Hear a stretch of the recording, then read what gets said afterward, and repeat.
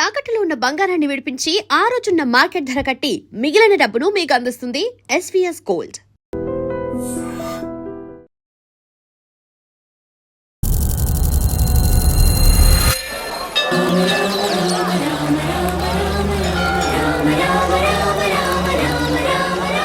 ఎప్పుడు కూడా స్టూడియోలో కూర్చొని శ్రీరామనవమి విశిష్టతని రమగారు నేను చాలాసార్లు మాట్లాడటం జరిగింది. మొట్టమొదటిసారిగా ఐ డ్రీమ్ మీడియా ద్వారా భద్రాచలం ఆలయంలో ఉన్న విశేషాలని, అలానే ఆలయం యొక్క ప్రత్యేకతని, అలానే శ్రీరామనవమి సందర్భంగా జరుగుతున్న ఏర్పాట్లని ప్రతి ఒక్కటి కూడా మీకు అందించే ప్రయత్నం చేస్తాను.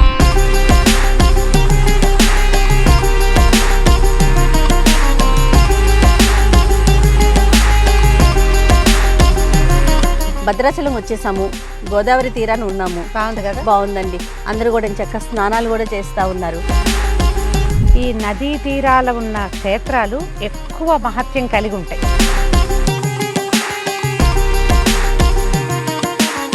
శ్రీరామనవమి దేశమంతా చేసుకుంటాం. అయితే ప్రత్యేకంగా తెలుగు వారికి ఏంటంటే పుట్టినరోజు పండుగ నాడే పెళ్లి పండుగను కూడా జరుపుకునే విధానం మనకు ఉన్నది. కాబట్టి తిరుకళ్యాణ బ్రహ్మోత్సవాలు జరుగుతున్నాయి భద్రాచలంలో. సీతారామ కళ్యాణం విశేషంగా జరుగుతుంది.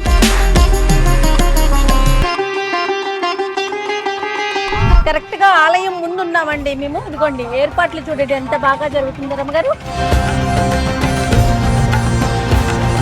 భద్రాచలంలో శ్రీరామనవమి మాకు సంవత్సరంలో మొట్టమొదటి ఉత్సవం. సుమారుగా ఎంతమంది భక్తులు హాజరవుతారు స్వామి? లక్షలాది మంది భక్తులు వస్తారు.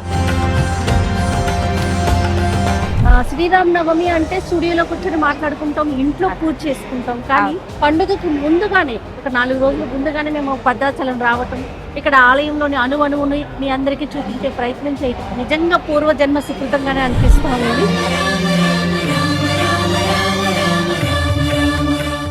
అందరికీ నమస్తే అండి, నేను మీ జయ. ఈ నెల 27వ తారీఖున శ్రీరామనవమి ఉంది. ఈ సందర్భంగా నేను రమగారు మొట్టమొదటిసారిగా భద్రాచలం బయలుదేరామండి. హైవే మీద ఉన్నాను.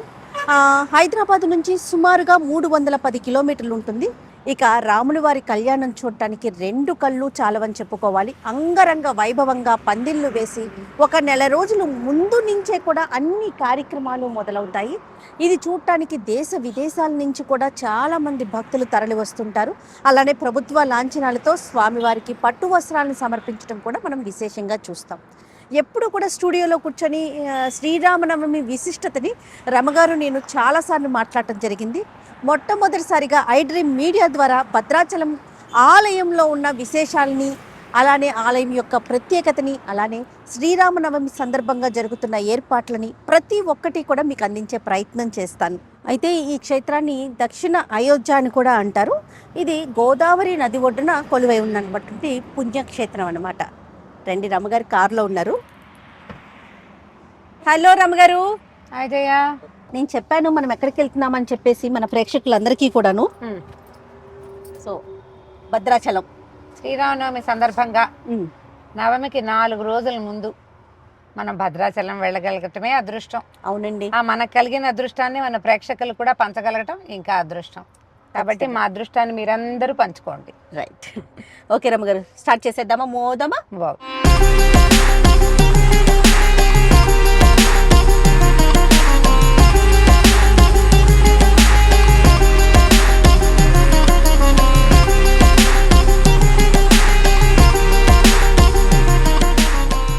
ఐ డ్రీమ్ మీడియా ప్రేక్షకులందరికీ శ్రీరామనవమి శుభాకాంక్షలు. మేము నిన్న మధ్యాహ్నం హైదరాబాద్ నుంచి బయలుదేరి భద్రాచలం చేరుకున్నామండి. నైట్ స్టే చేసాము. మార్నింగే రెడీ అయ్యి ఆలయానికి వెళ్ళే ప్రయత్నంలో ఉన్నాము. అయితే ఈలోపు ఇక్కడ కొన్ని విషయాలు మాట్లాడుకుందాము. మన రాముల వారి కళ్యాణం గురించి, ఏర్పాట్ల గురించి ఇవన్నీ కూడా మాట్లాడుకుందామని చెప్పేసి నుంచున్నాం. ఏం రమ్మగారు? దక్షిణ అయోధ్య మంత్రాలు వినిపిస్తున్నాయి. సంగీతం వినిపిస్తుంది. గాలిలోనే, గాలంతా రామమయంగా ఉంది. బాగా ఏర్పాట్లు కూడా చాలా బాగా కనపడుతున్నాయి. మనం ఊర్లోకి ఎంటర్ అవుతూనే పందిర్లు అవి కనిపిస్తున్నాయి, లైట్లు అవి బాగా కనపడుతున్నాయి. దగ్గరకు వెళ్తే ఇంకా ఎట్లా ఉంటుందో, ఇంకా మనం యువతలే ఉన్నాం కదా. అయితే ముందు నుంచే ఏర్పాట్లు చేస్తారు కదా రమ్మగారు? నెల ముందు నుంచే మొదలవుతుంది. ఇంచుమించుగా హోలీ పండుగ అప్పటి నుంచే స్టార్ట్ చేస్తారంటే మనకి తలంబ్రాలకి వాటికి చుట్టుపక్కల గ్రామాల నుంచి వస్తాయి బియ్యం, తలంబ్రాల ధాన్యం వస్తుంది కదా. వీటిని గోటితోటి ఒలుస్తారు. అది ముందు నుంచి పద్ధతిగానే ఉంది. ఇప్పుడు ఇంకా విశేషంగా చేస్తారు చాలా గ్రామాలు వాళ్ళు ఇందులో పాల్గొంటారనమాట, భక్తులు విశేషంగా. మనకి ప్రభుత్వం వాళ్ళు ముత్యాల తలంబ్రాలు ఇస్తారు. ఈ మిగిలిన తలంబ్రాలు ఇక్కడ స్వామివారికి సేవించేవన్నీ కూడా గోటుతోటి ఒలిచి తీసుకొస్తారు. అంటే దంపటము ఇంకో రకంగా చేయరు, చాలా పవిత్రంగా పద్ధతిగా చేస్తారట. అదొకటైతే శ్రీరామనవమి దేశమంతా చేసుకుంటాం. ప్రతి పల్లెలోనూ రాముల వారికి పుట్టినరోజు పండుగ చేస్తాం.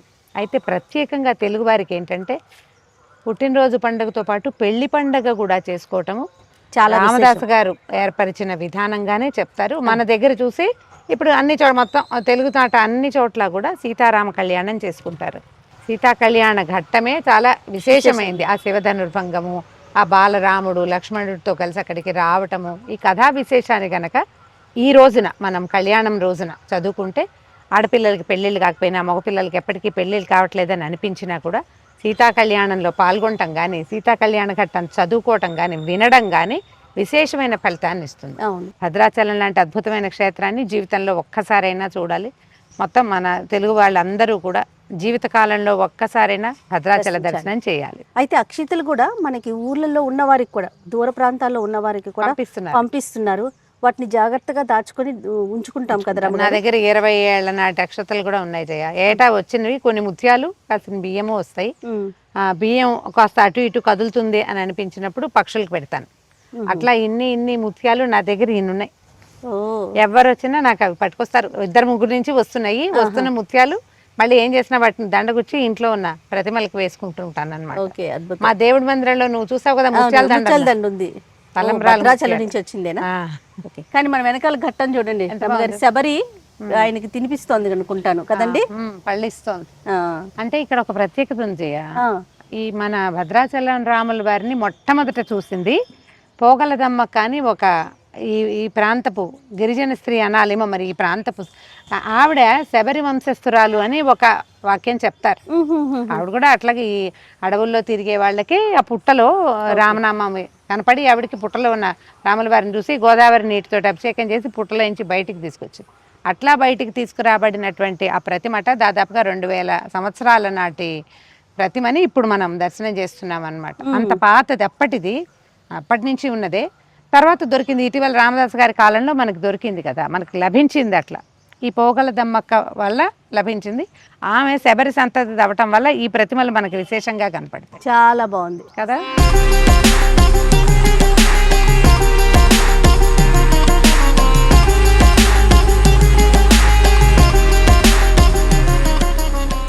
భద్రాచలం వచ్చేసాము, గోదావరి తీరాన్ని ఉన్నాము. బాగుంది కదా, బాగుందండి. అందరూ కూడా చక్కగా స్నానాలు కూడా చేస్తా ఉన్నారు. రాములు వారి కళ్యాణం కోసం వచ్చిన వారు అంటే తిలోదకాలు కూడా ఇస్తున్నట్టు అనిపిస్తా ఉంది రమ్మగారు. గోదావరి నది తీరంలో ఏదైనా చేయొచ్చు కదా, నది పుణ్య స్నానాలు చేస్తారు. తిలోదకాల కోసం వచ్చిన వాళ్ళు ఈ సమయం అవసరమైంది అనుకో, అలా వచ్చిన వాళ్ళు ఎలాగో వచ్చాం కదా ఈ పని చేద్దాం అనుకునే వాళ్ళు, అంటే ఏ కారణంతో వచ్చిన పని చేసుకునేవాళ్ళు. కాకపోతే ఒకటి ఉంది, ఇప్పుడు రాముల వారి కళ్యాణం కోసం వచ్చేవాళ్ళు కళ్యాణం దగ్గరలో ఉంది కదా, కళ్యాణం నాటికి రాలేకపోతే ఒకవేళ టికెట్లు దొరకపోయినా అప్పుడు జనసమర్థం ఎక్కువగా ఉంటుంది, ఉండలేము, రూములు దొరకలేదు లేదా దొరకవు, ఆ భయాలు ఉన్నవాళ్ళు ఈ వారం 10 రోజుల ఉగాది పండుగ నుంచి మొదలు పెట్టుకుని యాత్రికులు వస్తూనే ఉంటారు. కళ్యాణానికి సిద్ధమవుతున్న రాముల వారిని చూడడానికైనా వచ్చిన వాళ్ళు చాలా మంది చక్కగా నది స్నానం చేశారు. కాకపోతే ఎక్కువ లేవు గోదావరిలో, నీరు తక్కువ ఉంది. అయితే ఏ ప్రముఖ పుణ్యక్షేత్రం చూసినా కూడా నది ఒడ్డునే ఉంటాయి కదా రమ్మగారు. ఈ నదీ తీరాల ఉన్న క్షేత్రాలు ఎక్కువ మహత్యం కలిగి ఉంటాయి. భగవంతుడు స్వయంభూవులుగా వెలిసినవి చాలా క్షేత్రాలు. మన నరసింహస్వామి క్షేత్రాలు కొన్ని కొండల్లో ఉన్నాయి. ఇప్పుడు మన ధర్మపురి అవి గోదావరి నదీ తీరంలో ఉంది. కొండల్లో ఉన్నవి, నదీ తీరాలు ఉన్నవి, వీటికి ప్రత్యేకత ఎక్కువ ఉంటుంది. ఇప్పుడు నది అంటే ఏమిటి? జలం. అవును, నీరు జీవాన్ని తీసుకెళ్తుంది. ఇప్పుడు కింద జీవాన్ని తీసుకెళ్లే జీవ ప్రవాహం ఉండి పైన భగవంతుడి ప్రతిష్ట స్వయంగా వచ్చాడంటే అక్కడ మళ్ళీ దేవాలయం కూడా కట్టారు అనుకుందాం. కట్టేసరికల్లా ఏమవుతుంది, మంత్రంతో ఆ ప్రాంతం ఇంకా పవర్ఫుల్ అవుతుంది. అందుకని నదీ తీరాల్లో ఉన్న క్షేత్రాల మహత్యము ఇంత అంత అని చెప్పడానికి వీల్లేదు. అందుకని ఎప్పుడైనా నదీ తీరాల్లో ఉన్న క్షేత్రాలకు వస్తే స్వామివారిని దర్శించడంతో పాటుగా ఆ నదిలో కాస్త కాళ్ళు కడుక్కోవటం, కానీ చిన్నదైనా నీళ్ళు తీసుకుని నెత్తిమీద చల్లుకోవటం లాంటి క్రియ అయినా చేస్తే మనం ఎక్కువ పాజిటివ్ ఎనర్జీని సొంతం చేసుకోగలుగుతాం. మనకి తెలుగునాట అన్ని చోట్ల కూడా రాముల వారి కళ్యాణం చేస్తారు. దంపతులందరూ కూర్చొని సీతా కళ్యాణం చేసుకుంటే కన్యాదాన ఫలితం లభిస్తుంది. ఎవరి ఇళ్లలో ఆడపిల్లలు కానీ మగపిల్లలు కానీ పెళ్లిళ్ళు అవ్వటం లేదని అనిపిస్తే, చాలా ముఖ్యంగా ఆడపిల్లల వివాహాలు అవ్వట్లేదు అనిపిస్తే మనం రుక్మిణి కళ్యాణం పారాయణ చెప్పుకుంటాం కదా.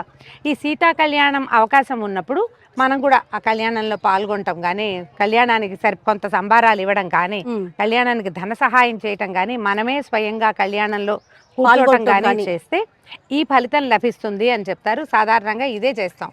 కాకపోతే చైత్రమాసం కదా, ఇప్పుడు ఏంటంటే ఈ మాసంలో మంచినీళ్లు, పానకము అవన్నీ ఎవరికైనా ఇస్తే మనకి విశేషమైన ఫలితం లభిస్తుంది అని చెప్తారు.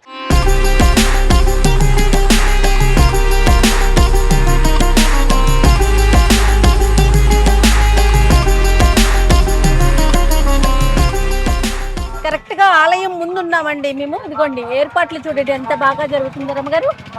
ఎంట్రన్స్ అంటే చూడండి చక్కగా గంటలు పెట్టి చాలా బాగా కడుతున్నారు కదా ప్రాకారం. ఆ పక్కంతా చాందినీలు కడుతున్నారు చూడు.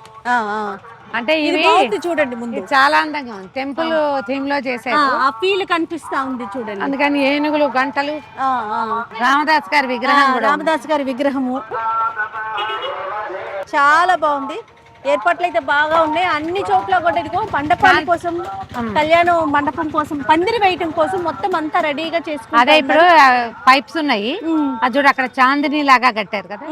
ఈ తెల్లటి ఉంటే ఏమవుతుందంటే ఎండ తక్కువ ఉంటుంది.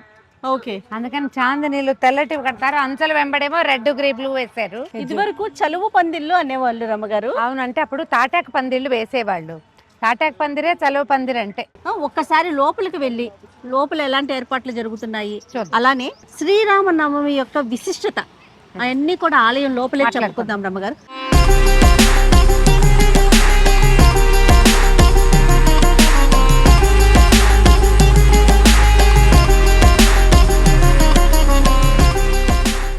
జై శ్రీరామ్. జై శ్రీరామ్.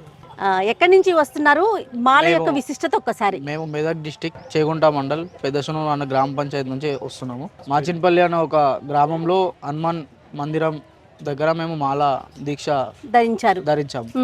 మేము ఫిబ్రవరి 18న 41 రోజు దీక్ష ధరించడం జరిగింది. రామయ్య దర్శనం చేసుకుందామని వచ్చి మేము కొండగట్టులో ఏప్రిల్ 2న. ఇదంతా కాలినడకనే సాగుతుందండి ఎట్లాగా? ఇదంతా మేము ఈడికైతే రామయ్య దగ్గరికి మేము కారులోనే వచ్చాము.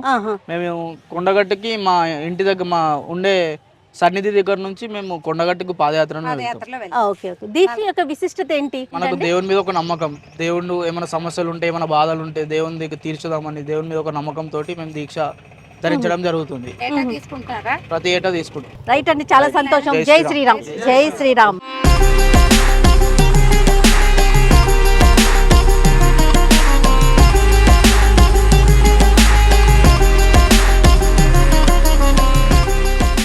రమ్మగారు, నేను ఆలయ ప్రాంగణంలో ఉన్నామండి. భక్తుల రద్దీ అయితే ఎంత ఎక్కువ ఉందో, ఇసుకేస్తే కూడా రాలనంత జనం కనిపిస్తూ ఉన్నారు. అయితే దర్శనానికి కాస్త సమయం ఉందని చెప్పేసి ఆలయంలోనే కూర్చొని మరీ మాట్లాడుతూ ఉన్నాము. ఇలాంటి సమయంలో భద్రాచలం దేవాలయంలోకి రావడము, లోపలికి వెళ్ళడము, దర్శనం లభించడము అన్ని విశేషాలే. ఆ విశేషాలతో పాటు మరిన్ని కొత్త కొత్త విశేషాలు ఏమైనా తెలుసుకుని మీకు తెలియజేస్తాం. రైట్, అంటే ఇంతవరకు ఎప్పుడు కూడా ఎక్స్పీరియన్స్ చెయ్యిందండి ఇది. ఎప్పుడు కూడా శ్రీరామనవమి అంటే స్టూడియోలో కూర్చొని మాట్లాడుకుంటాం, ఇంట్లో పూజ చేసుకుంటాం. కానీ పండుగకు ముందుగానే ఒక 4 రోజుల ముందుగానే మేము భద్రాచలం రావటం, ఇక్కడ ఆలయంలోని అణువుని మీ అందరికీ చూపించే ప్రయత్నం చేయటం నిజంగా పూర్వజన్మ సుకృతంగానే అనిపిస్తూ ఉంది. ఆ దేవాలయ ప్రాంగణం అంతా కూడా చాలా విశాలంగా ఉంది. ఇదివరకటికి ఇప్పటికీ వైశాల్యం పెరిగిందేమో అనిపిస్తోంది. డెవలప్మెంట్ అవుతూ ఉంటాయి కదా. అవును, భక్తుల రద్దీ చాలా ఉంది. అంటే నవమి నాటికి రాలేము అని అనుకున్న వాళ్ళు చాలా మంది ముందే రావటం వల్ల బయట రద్దీ కనపడలేదు. కానీ దేవాలయంలో మంచి తొక్కిసలాటగానే ఉంది. అందరికీ దర్శనం లభిస్తుందట మధ్యాహ్నం వేళకి. మేము కూడా దర్శనం చేసేసుకుంటాం మరి కాసేపట్లో. తర్వాత మనం శ్రీరామనవమికి సంబంధించిన మరిన్ని విశేషాలని మాట్లాడుకుందాం.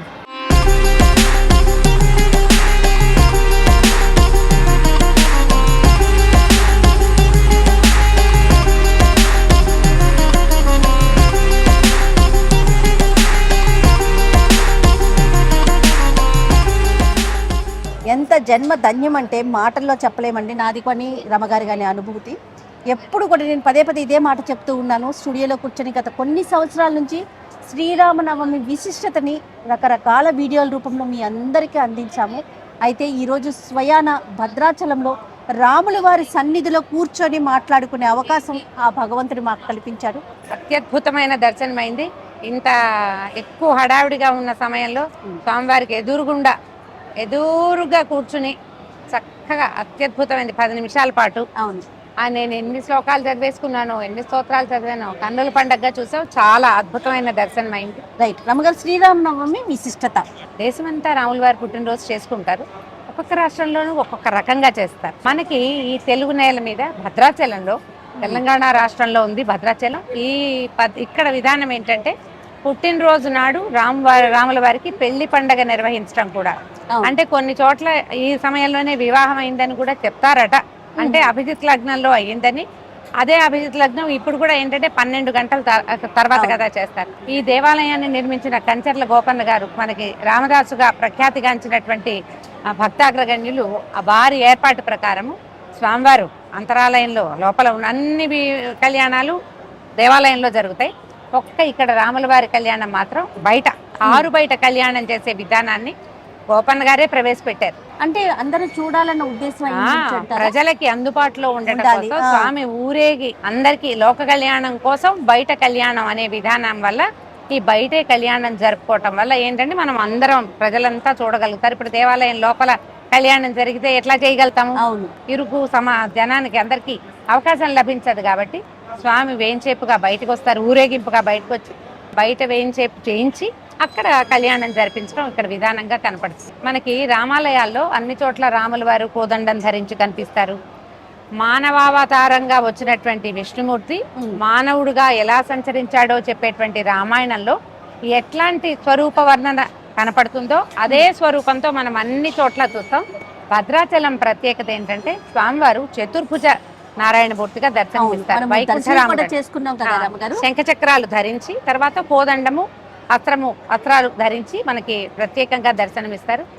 అమ్మవారు ఎడమ తొడ మీద వామాంక స్థిత జానకి అని చెప్తారు.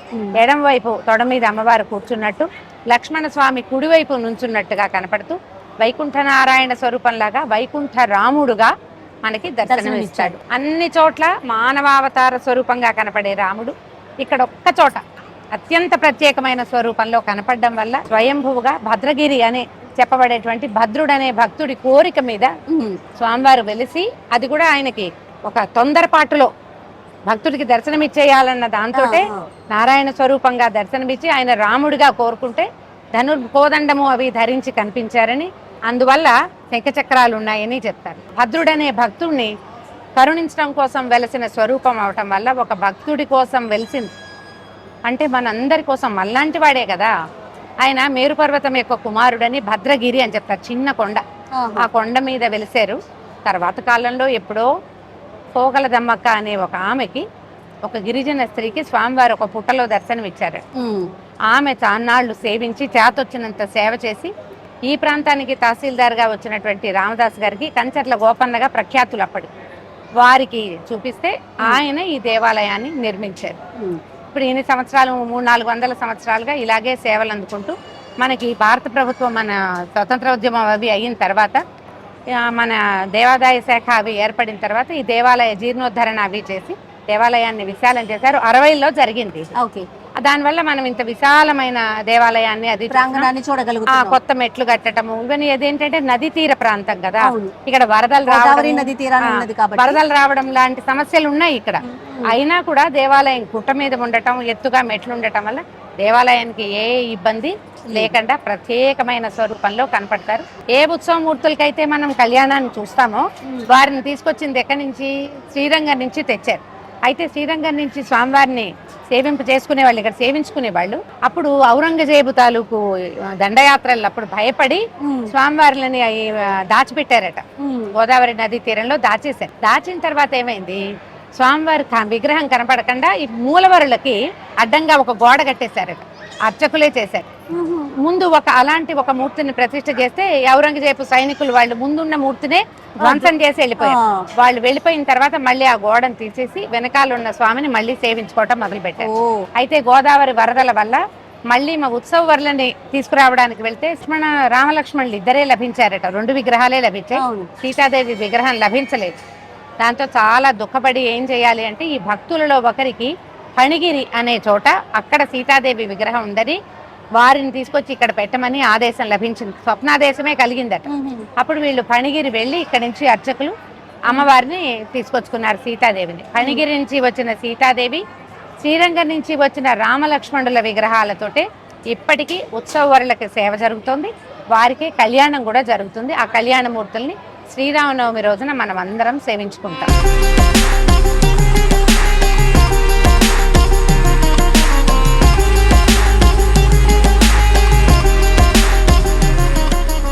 నమస్తే స్వామి. నమస్కారం. శ్రీరామనవమి అనగానే మనకి భద్రాచలం గుర్తొస్తుంది, అంగరంగ వైభవంగా. అంటే మన తెలుగు రాష్ట్రాల నుంచే కాకుండా వివిధ రాష్ట్రాల నుంచి, వివిధ దేశాల నుంచి కూడా స్వామివారి కళ్యాణం తిలకించడానికి భక్తులు అశేష సంఖ్యలో హాజరవుతూ ఉంటారు. ఇక్కడ జరుగుతున్న ఏర్పాట్ల గురించి, కళ్యాణ విశిష్టత గురించి, నవమి గురించి ఒక్కసారి మీ మాటల్లో.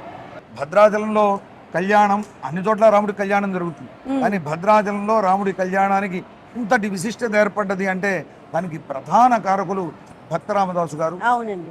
సాధారణంగా శ్రీరామనవమి అంటే రాముడి పుట్టినరోజు. ఆ రోజు కళ్యాణం రామాయణంలో కూడా మనకి పాల్గొన పౌర్ణమి నాడు జరిగింది అంటారు పెద్దలు. అవును. కానీ యస్యావతార దివసే తస్య కళ్యాణమాచరేతని రామదాసు గారు ఆనాడు ఇక్కడ ఏర్పాటు చేసేటప్పుడు ఆలయం అంతా నిర్మాణం చేశాక ఇక్కడ ఆలయంలో స్వామికి నిత్యోత్సవాది సమస్త కైంకర్యాలు నిర్విఘ్నంగా సాగడం కోసం వారి గురువు గారైనటువంటి రఘునాథ భట్టరాచార్యుల వారు, రామదాసు గారి గురువు గారు, వారి ఆదేశం మేరకు ఇక్కడికి 5 గోత్రాల వారిని శ్రీరంగాది ప్రాంతాల నుండి ఏర్పరిచారు. భద్రాచల క్షేత్ర మహాత్మ్యం చాలా విశిష్టత. భద్రాచల క్షేత్ర మహాత్మ్యం అనేది మనకి బ్రహ్మ పురాణంలో తెలుపబడి ఉంది. రామావతార అనంతరం వైకుంఠానికి వెళ్ళిపోయాడు స్వామి. అప్పుడు మళ్ళీ భద్రుడు అనేటువంటి మహర్షి తపస్సు చేయటం వల్ల వైకుంఠంలో ఉండేటువంటి నారాయణుడు మళ్ళీ రామ రూపాన్ని ధరించి ఇక్కడ ఆయనకి ప్రత్యక్షమయ్యాడు. ముఖ్యంగా శ్రీరామనవమికి సంబంధించి ఏర్పాట్లు ఎప్పటి నుంచి జరుగుతాయండి? అంటే భద్రాచలంలో శ్రీరామనవమి మాకు సంవత్సరంలో మొట్టమొదటి ఉత్సవం, అంటే సంవత్సరం మొదట్లోనే వస్తుంది. అవును. కాబట్టి మాకు ఇక్కడ ఒక లింకప్ ఉంటుంది. అంటే సంవత్సరం మొదల్లో ఈ ఉత్సవం జరుగుతుంది. సంవత్సర అంతంలో అంటే పాల్గొన పౌర్ణిమ నాడు స్వామివారికి హోళీ ఉత్సవం అంటారు. ఆ రోజే సీతమ్మ వారి పుట్టినరోజు కూడా భావిస్తారు. అసలు అవాలే సీతారామ కళ్యాణం జరిగిందట మామూలుగా లోకంలో. ఆ రోజు ఇక్కడ వసంతోత్సవాన్ని చాలా వైభవంగా నిర్వర్తిస్తారు.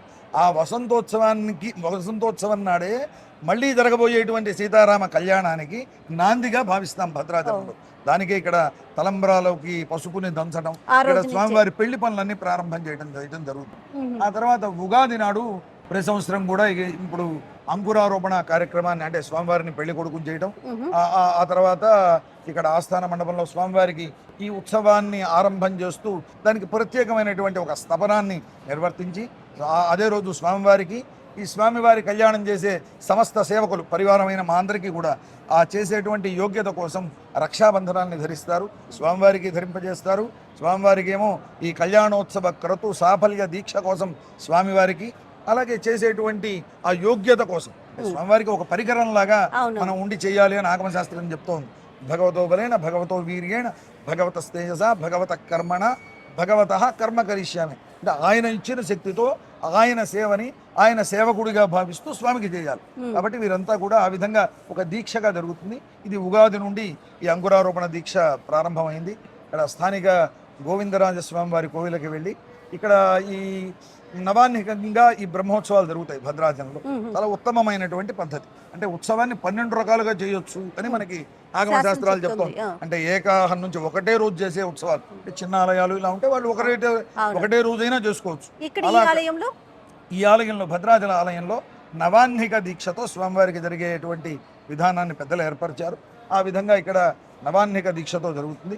ఈ దీక్ష అంతా కూడా సమృద్ధిగా జరగాలి అంటే మనకి ఆగమ శాస్త్రాలు చెప్పేది ఏంటంటే ముందుగా అంకురారోపణ చేయండి అని. మట్టిని చేసి దానికోసం పాలికలని ఘటికలని శరావాలని ఏర్పరిచి మంత్రపూతంగా నవధాన్యాలను అందులో వేస్తారు. అవి అంకురిస్తాయి. వాటితోటి మళ్ళీ ప్రత్యేకమైన పూజ చివర స్వామికి సమర్పణ చేయడం జరుగుతుంది. ఈ కర్మ అంతా సమృద్ధిగా జరగాలని చేస్తారు. అది ఉగాది నాడు ప్రారంభించుకోవటం. ఆ తర్వాత ఈ స్వామివారి తిరుకల్యాణ మహోత్సవం వైభవంగా సాగాలి. ఈ సాగడం కోసం నవాన్నిక దీక్షతో సాగుతుంది. ఈ సాగేటి దాంట్లో కూడా ఒక ప్రత్యేకత. ఈ తిరుకల్యాణ మహోత్సవం అంతా కూడా స్వామివారి సేనాధిపతి అయినటువంటి విశ్వక్సేనుల వారి ఆధ్వర్యంలో జరుగుతుంది. ఇప్పుడు ప్రారంభం చేసే ముందు కూడా ఇక్కడ దీక్షితులైనటువంటి ఈ అర్చక స్వాములు అంతా కూడా ముందుగా వీరంతా ఒక చోట ఏకీకృతమై వీరంతా వేదవాద్య ఘోష పురస్సరంగా ముందుగా విశ్వక్సేనుల వారి సన్నిధి ఉంది, ఆలయం. ఆ సన్నిధికి వెళ్తారు. వెళ్ళి అక్కడ విశ్వక్సేనుల వారిని ప్రార్థన చేస్తారు. స్వామి, నీవు మా ముందుండి ఇవన్నీ మాకు జరిపించేదానికి మాకు నేతృత్వం వహించు అంటే ఆయన నాయకుడు అనమాట. ఆయన నాయకత్వంలో ఇదంతా జరుగుతుంది. అందువల్ల విశ్వక్సేనుల వారి సన్నిధికి వెళ్తారు. వెళ్ళి వారిని ప్రార్థన చేసుకొని వారిని ఒక వాహనంలో వేయించేసి వారిని మళ్ళీ గర్భాలయంలోకి తీసుకొని వెళ్ళాక అక్కడ ఈ దీంట్లో ఉండేటువంటి ఋత్విక్కులు అందరూ, యతీశ్వరులు అందరినీ కూడా ప్రార్థన చేస్తూ స్వామివారి రామచంద్ర స్వామివారి సమక్షంలో అక్కడ ఒక ప్రత్యేకమైన ఒక ప్రార్థన ఉంటుంది. అంటే బ్రహ్మోత్సవాన్ని మా చేత నిర్వహింపజేసుకో స్వామి, అంటే నేను చేస్తాను, చేయించుకో అని చెప్పి శ్రీమన్నారాయణ భగవన్ హనుమత్ సీతా లక్ష్మణ భరత శత్రుఘ్న సమేత శ్రీరామచంద్ర అంటూ అర్ణవసేన పుండరీకాక్ష ఇలా ఒక ప్రత్యేకమైన ఒక చూర్ణికని మా పెద్దలు ఏర్పరిచారు. రామదాసు గారి కాలం నుండి ఆరాధనలో ఉన్నటువంటి చూర్ణిక అనమాట. ఏ ఉత్సవం జరిగినా స్వామివారి దగ్గర ఈ చూర్ణిక చెప్పి అప్పుడు ముందుగా విశ్వక్సేనుల వారికి స్వామివారి శేషమాలికని వారికి వేసి స్వామివారి శఠారిని వారికి సమర్పించి అప్పుడు మాకు సంబంధించిన యతులను కీర్తించి వారిని సమక్షంలో ప్రత్యేకంగా ఇక్కడ యాగ మండపానికి, కళ్యాణ మండపానికి ఇక్కడ వేయించేసి ఈ దీక్షను అంతా ఇవ్వడం జరుగుతుంది. దాంతో కళ్యాణ పనులన్నీ ప్రారంభమవుతాయి. అంటే ఈ పెళ్లి కొడుకును చేయడం ఈ కళ్యాణ దీక్ష ప్రారంభం. ఆ తర్వాత ఈ దీక్షలో విశ్వక్సేనుల వారి సమక్షంలో ధ్వజారోహణ పురస్సరంగా ఇది జరుగుతాయి.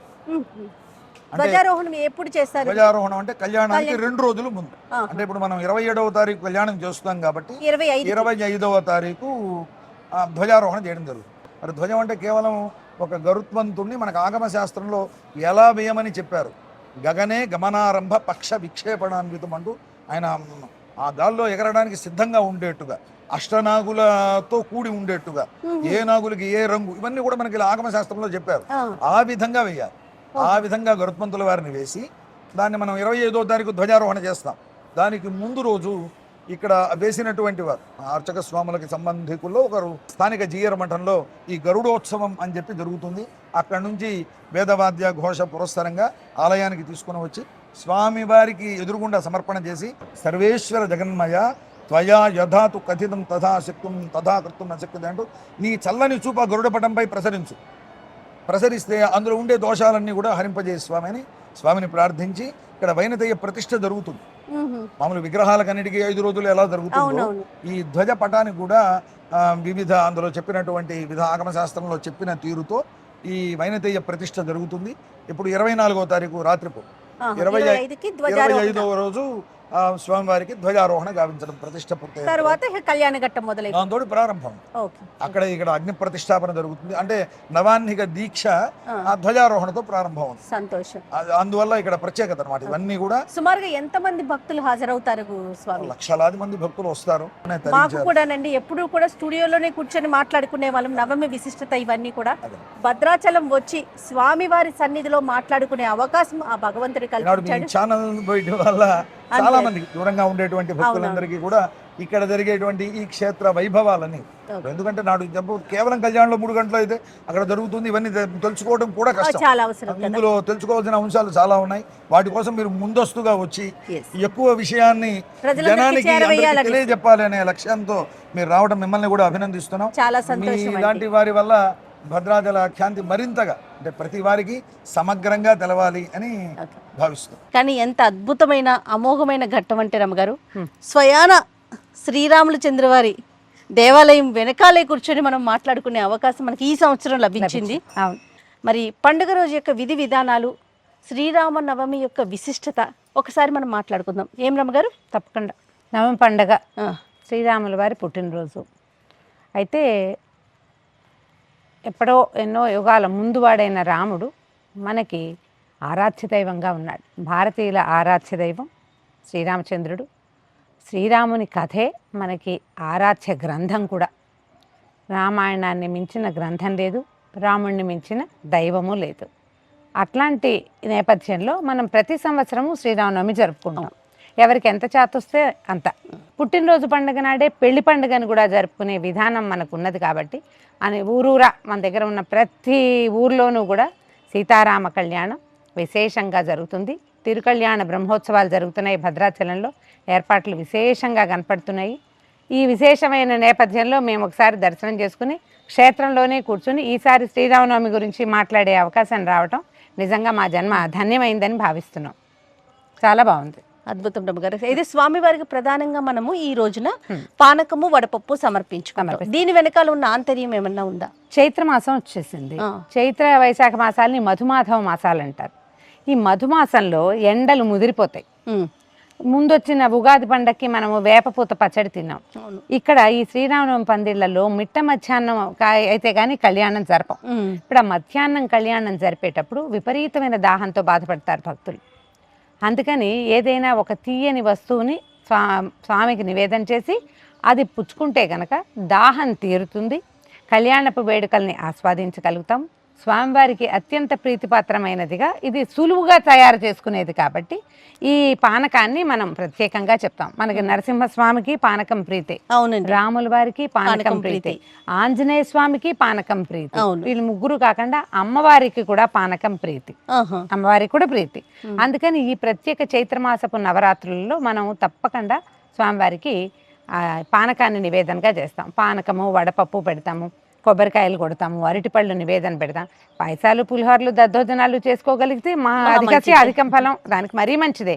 అవేవి చేయలేకపోయినా కొద్దిగా రాముల వారికి ఏదైనా పూజ చేసుకుని పట్టాభిషేక పటం ఏదైనా ఉంటే కాస్త 4 పువ్వులు సమర్పించి గంధం సమర్పించి చక్కగా హారతి అందించి ఈ ఏదైనా చిన్న నివేదన అయినా సరే పానకము వడపప్పు లాంటిది నివేదన చేసుకున్నా కూడా శ్రీరామనవమి వేడుక మనం జరుపుకున్నట్టే. కళ్యాణోత్సవాలు మనం టీవీలలో ప్రసారాల్లో చూసే అవకాశం లభిస్తుంది కాబట్టి ఈ ప్రత్యేక దినం రోజున ఏంటంటే రాముల వారికి సంబంధించిన స్తోత్రాలు ఏవైనా చదువుకోండి, మంచిది.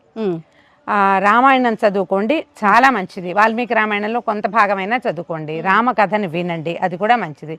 ఇవేవి మీ వల్ల కాదు, శ్రీరామ అనుకోండి చాలు, ఎక్కువ సార్లు అనుకోండి. ఈ ప్రత్యేక దినం రోజున మనకి రాముల వారి పుట్టినరోజు.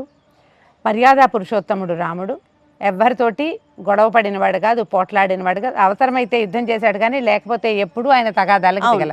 పైగా రాముడు స్మితపూర్వ భాషిగా చెప్తాడు, ముందు నవ్వి ముందు మాట్లాడేవాడు ఆయన, ఆయనే పలకరించేవాడు. కాబట్టి మనుషులతోటి స్నేహపూర్వకంగా మెలుగుదాం. ఈ పండగ రోజున మనం ఉగాది పండగ రోజున ఓత్ తీసుకుని ఉంటాం, ఈ సంవత్సరం ఇది చేయాలి అది చేయాలి. శ్రీరామనవమి రోజున రాముడి లక్షణాల్లో ఒక్కటి కనీసం చిన్నది తేలికపాటిది ఎవరినైనా నవ్వుతూ పలకరించడం, నవ్వుతూ మాట్లాడడం. ఏదైనా అడిగితే చేయగలిగితే చేస్తానని చెప్దాం, చేయలేకపోతే చేయలేనని నవ్వుతూనే చెప్పచ్చు. కానీ నవ్వుతూ ప్రతి వాళ్ళతోటి సహమానవులతోనే తోటి మానవులతోటి ప్రేమపూర్వకంగా మెలగటమే రాముని తత్వం. ఆ తత్వాన్ని అనుసరిద్దాం, చక్కగా శ్రీరామనవమి వేడుకని సుసంపన్నం చేసుకుందాం. సంతోషం రమ్మ గారు, మరొక్కసారి శ్రీరామనవమి శుభాకాంక్షలు.